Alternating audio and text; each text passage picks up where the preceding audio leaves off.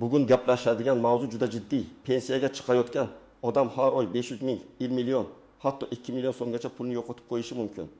Bu bir martalik xato emas, har oy takrorlanadigan yo'qotish. Eng yomoni. Ko'pchilik buni bilmaydi ham, pensiya jamg'armasi o'zi hisoblab beradi deb tinch yuradi. Men bugun sizga aynan qayerda xato qilinishi, qaysi hujjat bir necha million so'm farq qilishi, qaysi pensiya turini tanlash foydaliroq bo'lishi mumkinligini oddiy tilda tushuntirib beraman. Agar siz pensiyaga yaqinlashayotgan bo'lsangiz, ota-onangiz pensiyada bo'lsa, oilangizda nogironligi bor inson bo'lsa yoki boquvchisini yo'qotgan oila bo'lsa, bu video siz uchun juda muhim. Hozirning o'zida kanalga obuna bo'ling, like bosing. Chunki bu ma'lumot bir odamning butun umr yig'an mehnati uchun adolatli pul olishini ta'minlashi mumkin. Men pensiya masalasida eng ko'p ko'radigan xato shuki, odamlar pensiyani davlat belgilab beradi. Men hech narsa qila olmayman deb o'ylaydi. Aslida esa pensiya miqdoriga ta'sir qiladigan bir nechta omil bor. Ish staji, rasmiy ish haqi, sug'urta badallari yoki ijtimoiy soliq to'langan davrlar, arxiv hujjatlari, imtiyozli davrlar. Bolani parvarish qilgan yillar, harbiy xizmat, o'qish davri, shuningdek qaysi pensiya turini tanlash. Oldin ko'p narsa mehnat daftarchasiga bog'liq edi. Mehnat daftarchasida muhr bo'lsa, buyruq raqam bo'lsa, ishga kirgan va chiqqan sana to'g'ri yozilgan bo'lsa, shu asos bo'lardi. Lekin ko'p korxonalar yopilgan, arxivlar boshqa joyga ko'chgan, ayrim yozuvlar noto'g'ri, ayrim muhrlar o'qilmaydi.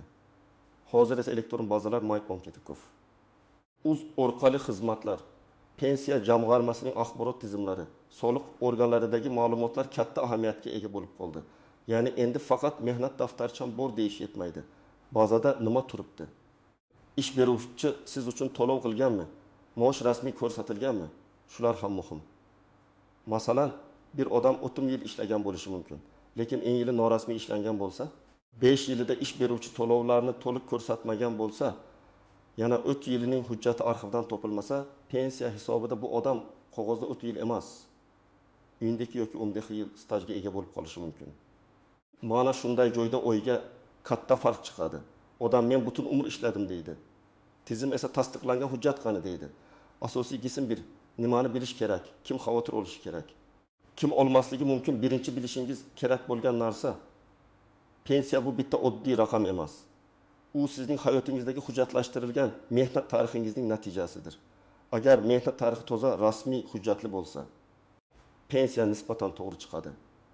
Agar hujjatlarda bo'shliq bo'lsa, siz o'z haqqingizdan kam olishingiz mumkin. Kim birinchi navbatda xavotir olishi kerak? Pensiyaga 1-3 yil qolgan odamlar. Ayniqsa 1990 yillar va 2000 yillar boshida xususiy korxonalarda, shirkatlarda, fermer xo'jaliklarida, zavodlarda, qurilish tashkilotlarida ishlaganlar. Chunki aynan o'sha davr hujjatlarida ko'p muammo chiqadi. Korxona tugatilgan, nomi o'zgargan, arxivga topshirilmagan, ish haqi ma'lumotnomasi yo'q, buyruqlar topilmaydi. Ikkinchi guruh chet elda ishlaganlar yoki uzoq vaqt norasmiy ishlaganlar. Agar siz Rossiyada, Qozog'istonda, Turkiyada yoki boshqa davlatda ishlagan bo'lsangiz, hammasi avtomatik pensiya stajiga kiradi deb o'ylamang. Davlatlararo kelishuvlar, rasmiy sug'urta to'lovlari, hujjatlarning tan olinishi kabi masalalar bor. Har bir davr alohida tekshiriladi. Uchinchi guruh ayollar. Ko'p ayollar farzand parvarishi sabab ishda tanaffus qiladi. Bu davrlarning qaysi qismi stajiga kiradi? Qaysi hujjat bilan tasdiqlanadi? Farzand tug'ilganligi haqidagi guvohnoma, nikoh hujjati, ish joyidagi ta'til buyrug'i bormi? Bular juda muhim. Ba'zi ayollar 20 yil ishlagan, lekin rasmiy staj 2 yil chiqadi. Keyin pensiya kamayadi. Shuning uchun hujjatlarni oldindan tekshirish kerak.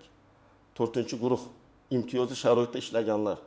Masalan, zarar ishlab chiqarish, og'ir mehnat, tibbiyotning ayrim yo'nalishlari, pedagogika, konchilik, kimyo sanoati, issiq sexlar, maxsus lavozimlar. Bu joyda faqat men shu zavodda ishlaganman deyish yetmaydi. Lavozim nomi, ish sharoiti, ish beruvchi tasdiqlagan hujjatlar, ro'yxatga moslik, ish davri aniq bo'lishi kerak. Bitta lavozim nomidagi xato ham imtiyozli pensiyani oddiy pensiyaga aylantirib qo'yishi mumkin. Endi oddiy misol bilan tushuntiraman. Deylik, Akmal aka 60 yoshga kirdi, 35 yil ishlaganman deb o'ylaydi. U 15 yil davlat tashkilotida, 10 yil xususiy firmada, 10 yil fermer xo'jaligida ishlagan. Pensiya jamg'armasi tekshirsa, davlat tashkilotidagi 15 yil tasdiqlandi. Xususiy firmadan 6 yil tasdiqlandi, chunki qolgan yillarda ma'lumotlar to'liq emas. Fermer Xo'jaligidan esa faqat 4 yil tasdiqlandi. Natijada Akmal akaning 35 yil deb o'ylagan staji 25 yil bo'lib qoldi. Agar har bir qo'shimcha yil pensiya miqdoriga ta'sir qilsa, u oyga 300-700 ming so'm yo'qotishi mumkin. Agar ish haqi ma'lumotlari ham past ko'rsatilgan bo'lsa, farq 1 milliondan oshadi. Yana bir misol. Dilbar opa 1998 yildan 2005 yilgacha yaxshi oylik bilan ishlagan. Keyin farzandlari oilaviy sabablar bilan past maoshli ishga o'tgan. Pensiya hisobida qaysi davrda ish haqi olinishi va qanday tasdiqlanishi muhim. Agar u yuqori maosh olgan davri bo'yicha arxivdan to'g'ri ma'lumotnoma olmasa, tizim oxirgi yoki mavjud past maoshlar asosida hisoblab yuborishi mumkin. Natijada pensiyasi ancha past chiqadi.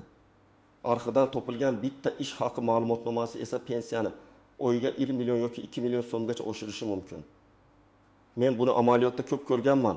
Odam hujjat topadi, qayta hisoblatadi. Oldin olgan pensiyasidan sezilarli yuqori miqdorga chiqadi. Yana bir holat.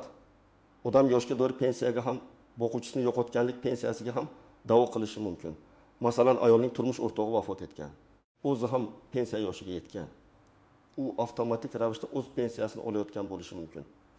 Lekin ayrim holatlarda marhum turmush o'rtog'i bo'yicha boquvchisini yo'qotganlik pensiyasi yoki boshqa to'lov varianti foydaliroq bo'lishi mumkin. Qonun bo'yicha odatda bir vaqtning o'zida hammasini olib bo'lmaydi. Birini tanlash kerak bo'ladi. Mana shu tanlovda odamlar yutqazadi. Chunki hisob kitob qilmasdan menga shu chiqdi deb rozi bo'ladi. Kim uncha xavotir olmasa bo'ladi.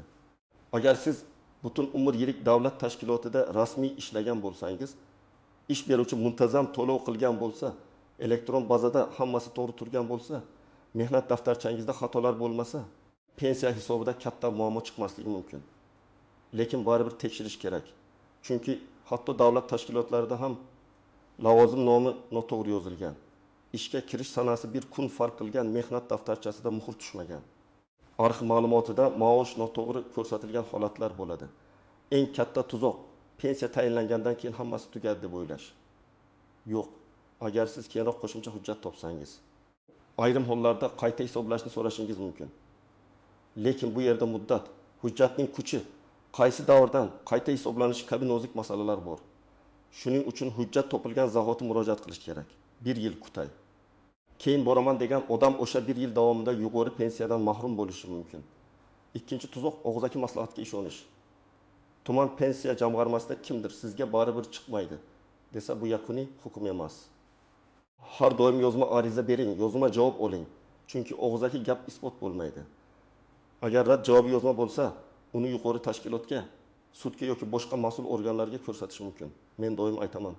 Pensiya masalasida og'zaki suhbat emas, hujjat gapiradi. Uchinchi tuzoq, ish haqi ma'lumotnomasini faqat bitta joydan olish. Ba'zan korxona yopilgan bo'ladi, lekin hujjatlar tuman arxivida, viloyat arxivida, vazirlik arxivida yoki huquqiy voris tashkilotda saqlanadi. Odam bir joyga boradi, topilmadi deyishadi, shu bilan to'xtaydi. Aslida esa boshqa arxivda topilishi mumkin. Ayniqsa sobiq zavodlar, kolxozlar, qurilish trestlari, savdo bazalari, maishiy xizmat kombinatlari bo'yicha hujjatlar bir necha marta ko'chgan bo'lishi mumkin. 4-chi nozik jihat, mehnat daftarchasidagi lavozim nomi. Masalan, odam zararli sexda apparatchi bo'lib ishlagan, lekin mehnat daftarchasida ishchi deb yozilgan. Bir qaraganda oddiy farq, lekin imtiyozli pensiyada bu juda katta muammo. Chunki imtiyoz aniq lavozim, aniq ishlab chiqarish aniq ro'yxat bo'yicha beriladi. Shuning uchun bunday odamlar ish joyidan aniqlashtiruvchi ma'lumotnoma olish kerak. Qaysi sexda ishlagan, qaysi uskuna bilan ishlagan, ish sharoiti qanday bo'lgan, lavozim ro'yxatga mosmi? 5-jihat. Norasmiy ishning pensiyaga ta'siri. Ko'p odam men oyga 2 million olganman deydi, lekin rasmiy maosh 1 million ko'rsatilgan. Pensiya hisobida sizning qo'lingizga olgan real naqd pulingiz emas. Hujjatda aks etgan rasmiy daromad muhim bo'ladi. Shuning uchun yoshlar ham buni eshitib olsin. Bugun konvertda olgan maoshingiz ertaga pensiyangizni kamaytiradi. Ish beruvchi hozir ko'proq beraman, rasmiy kam ko'rsatamiz desa, bu kelajakdagi xavf. 6-jihat, bir nechta pensiya turiga huquq bo'lsa, albatta solishtirish kerak. Yoshga doir pensiya, nogironlik pensiyasi, boquvchisini yo'qotganlik pensiyasi, imtiyozli pensiya. Ayrim toifadagi shaxslar uchun alohida tartiblar bo'lishi mumkin. Har bir holatda qaysi bir ko'proq degan savolni berish kerak. Buning uchun pensiya jamg'armasidan variantlar bo'yicha hisob-kitobni so'rash maqsadga muvofiq. Agar sizga faqat shu bo'ladi deyishsa, asosini so'rang. Qonunning qaysi normasi, qaysi hujjat, qaysi hisob-kitob. 7-jihat. Pensioner ishlashda davom etsa nima bo'ladi? Ayrim odamlar pensiyaga chiqqandan keyin ham rasmiy ishlaydi. Bu holatda pensiyani qayta hisoblash, qo'shimcha staj yoki to'lovlarning ta'siri. Belgilangan tartiblar bo'lishi mumkin. Har yili avtomatik hisoblanadimi yoki ariza kerakmi? Bu masalani alohida tekshirish zarur. Chunki odam 3 yil ishlaydi, lekin qayta hisoblatishni so'ramaydi. Natijada qo'shimcha haqdan foydalanmaydi. 8-jihat, hujjatdagi bitta harf ham muammo bo'lishi mumkin. Ism, familiya pasportda bir xil. Mehnat daftarchasida boshqacha, nikohdan keyin familiya o'zgargan. Otasining ismi qisqartirilgan, tug'ilgan sana noto'g'ri yozilgan. Bunday holatda pensiya jamg'armasi hujjatni darrov qabul qilmasligi mumkin. Oldindan nikoh guvohnomasi, familiya o'zgargani haqidagi hujjat. Arxivdan aniqlashtiruvchi ma'lumot, zarur bo'lsa sud orqali faktni belgilash kabi yo'llar ko'riladi. Endi eng muhim qism, amalda nima qilasiz? Men sizga aniq tartibni aytaman. Birinchi qadam. Pensiyaga kamida 1 yil qolganda hujjatlaringizni tekshirishni boshlang. Oxirgi oyda yugurib yurish juda qiyin. Arxiv javobi ba'zan tez keladi, ba'zan oylar ketadi. Korxona yopilgan bo'lsa izlashga vaqt kerak. Shuning uchun 55 yoki 6 yoshni kutib o'tirmang, oldindan tayyorlaning. Ikkinchi qadam. May Tog.uz orqali yoki davlat xizmatlari markazi orqali o'zingizning mehnat faoliyatingiz va pensiya bilan bog'liq ma'lumotlaringizni tekshiring. Agar elektron bazada ish davrlari ko'rinmasa, bu darrov stajga kirmaydi degani emas, lekin hujjat talab qilinishi mumkin degani. Ko'ring, qaysi yillar bor, qaysi yillar yo'q, qaysi ish beruvchi nomi noto'g'ri, qaysi davrda maosh ko'rsatilmagan. 3-qadam, hujjatlar papkasini tayyorlang. Shaxsni tasdiqlovchi hujjat, mehnat daftarchasi, diplom yoki o'qish davrini tasdiqlovchi hujjat, harbiy bilet, farzandlarning tug'ilganlik guvohnomalari, nikoh yoki familiya o'zgarganini tasdiqlovchi hujjatlar, ish haqi ma'lumotnomalari, arxiv ma'lumotnomalari, nogironlik bo'lsa tibbiy mehnat ekspertisi hujjatlari, boquvchisini yo'qotganlik bo'lsa vafot etganlik guvohnomasi va qarindoshlikni tasdiqlovchi hujjatlar kerak bo'lishi mumkin. 4-qadam, eng yuqori rasmiy maosh olgan davrlaringizni aniqlang. Pensiya hisobida ish haqi muhim bo'lgan holatlarda past maoshli davr emas, siz uchun foydaliroq davr hisobga olinishi kerak. Masalan, siz 1990-2000 yillarda yaxshi maosh olgansiz, keyin pasaygan. Demak, aynan o'sha davr bo'yicha arxivdan ish haqi ma'lumotnomasi izlash foydali bo'lishi mumkin. Bu yerda taxmin bilan yurmaslik kerak. Hujjat bilan solishtirish kerak. 5-qadam. Pensiya jamg'armasining tuman bo'limiga yozma ariza bilan murojaat qiling. Arizada shunday mazmunda yozish mumkin. Mening pensiya huquqim va taxminiy pensiya miqdorimni aniqlash uchun mavjud ish stajim, ish haqi ma'lumotlarim va pensiya turi bo'yicha tushuntirish berishingizni so'rayman. Agar sizda bir nechta pensiya turi bo'yicha huquq bo'lishi mumkin bo'lsa, arizada alohida yozing. Yoshga doir pensiya, nogironlik pensiyasi yoki boquvchisini yo'qotganlik pensiyasi bo'yicha qaysi bir miqdor jihatdan foydaliroq ekanini hisob-kitob qilib tushuntirish berishingizni so'rayman. 6-qadam. Har bir topshirgan hujjatingizdan nusxa oling. Ariza topshirsangiz kirim raqami oling. Elektron yuborsangiz tasdig'ini saqlab qo'ying, chunki keyin siz topshirmagansiz degan vaziyat bo'lmasligi kerak. Pensiya masalasida tartibli odam yutadi. Papka, nusxa, sana, javob raqami hammasi saqlanishi kerak. 7-qadam. Agar pensiya miqdori kutilgandan past chiqsa, darrov sababini so'rang. Nega kam deb umumiy savol bermang. Aniq so'rang. Qaysi ish yillari stajga kiritilmadi? Qaysi ish haqi ma'lumotlari olinmadi? Qaysi hujjat yetishmayapti? Qaysi pensiya turi bo'yicha hisoblandi? Boshqa variant bormi? Sizga hisob-kitob varaqasi yoki tushuntirish berilishi kerak. Ana shundan keyin xatoni topish osonlashadi. 8-qadam. Rad javobi bo'lsa, taslim bo'lmang. Yozma rad javobini oling. Keyin yuqori pensiya jamg'armasi organiga, adliy organlariga, zarur bo'lsa sudga murojaat qilish mumkin.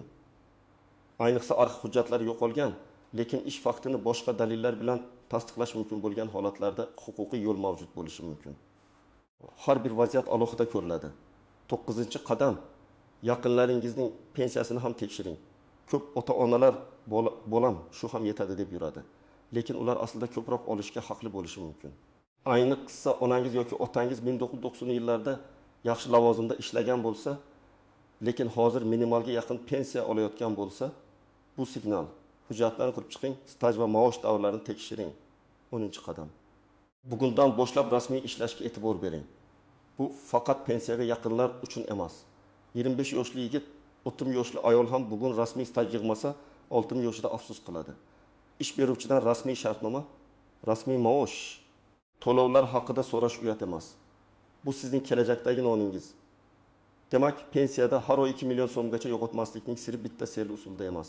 Siri hujjatlarni oldindan tekshirishda, yuqori maoshli davrlarni topishda, stajdagi bo'shliqlarni yopishda, qaysi pensiya turi foydaliroq ekanini solishtirishda va og'zaki gapga emas, yozma hisob-kitobga tayanishda. Men sizga ekspert sifatida shuni aytaman. Pensiya bu oxirgi daqiqada hal qilinadigan masala emas. Bu butun mehnat hayotingizning moliyaviy natijasi. Kim tayyorlansa o'z haqqini oladi, kim o'zi bo'ladi deb yuraversa, ko'pincha kam oladi. Agar sizda pensiya bo'yicha savol bo'lsa, izohlarga yozing.